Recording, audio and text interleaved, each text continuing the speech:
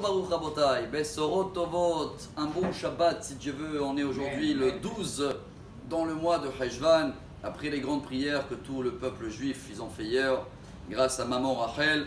Il y a une petite lumière dans ce tunnel, une bonne nouvelle en tous les cas en Israël. Les synagogues, ils vont être ouverts. Mais bon, on est limité à 10 personnes. Mais je crois qu'il y a un grand message pour nous, parce que pour nous c'est la joie, les autres ils rentrent dans un confinement, on ne sait pas où on va.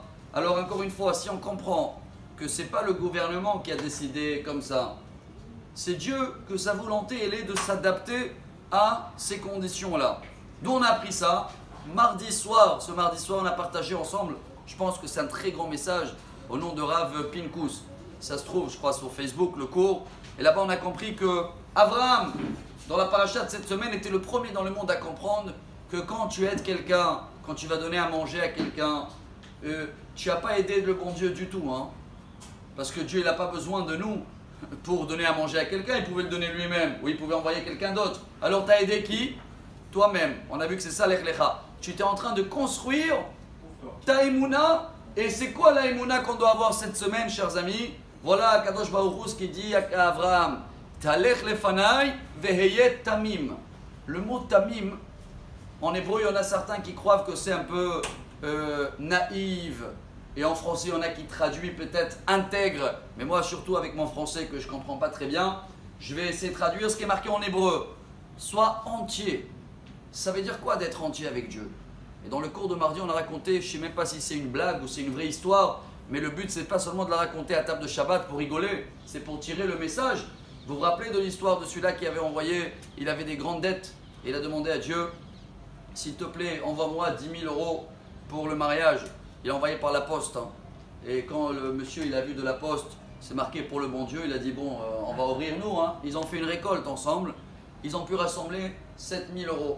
Et ils l'ont marqué pour monsieur Untel par le bon Dieu. Et quand il a ouvert, il a dit merci et tout. Un mois après, il a dit attends, si Dieu il me répond, je vais envoyer encore une fois.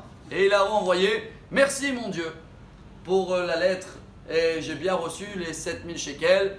J'ai besoin encore tant et tant. Et en bas, il a marqué, comment en italien on a dit, nota bene, hein, c'est ça? Merci mon Dieu de ne pas l'envoyer par la poste, car la dernière fois, ils m'ont pris une commission de 3 000 €. Chers amis, je ne la raconte pas pour la blague, c'est pour le message qui est énorme. Est-ce que ce monsieur-là, il croit vraiment que l'argent est venu de Dieu? Oui, hein. Mais sa foi, sa croyance, elle n'est pas entière. Si elle était entière, qu'est-ce qu'il devait marquer?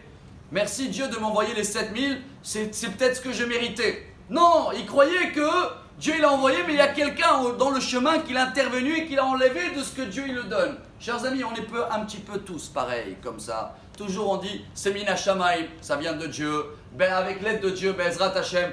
Mais quand j'ai des problèmes avec le garagiste, ah non, je vais l'accuser. Hein. Ou quand j'ai des problèmes, c'est à cause de lui, c'est à cause...